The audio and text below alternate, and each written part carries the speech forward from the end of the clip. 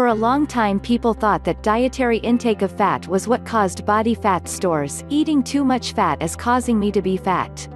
However, this is actually not true. You will find out very quickly that reducing fat from the diet will hardly make any difference to your weight or percentage of body fat. When you start manipulating carbohydrates is when you will start noticing changes, and thus the low-carb, low-fat diet was born. The fact is it's carbohydrates that make you fat, not fat.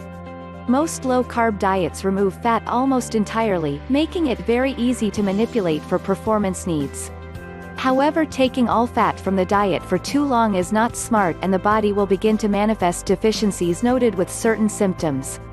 These are joint pain, dry skin and dandruff to name a few, but more serious problems can develop if all dietary fat is taken out for longer than 6 months.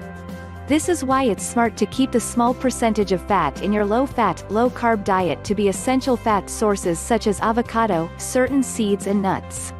Supplements and flax seed oil capsules are also a must for your diet to remain healthy. I have a recommended course for these type of issues. Check out the link in the description for more details. Have a nice day.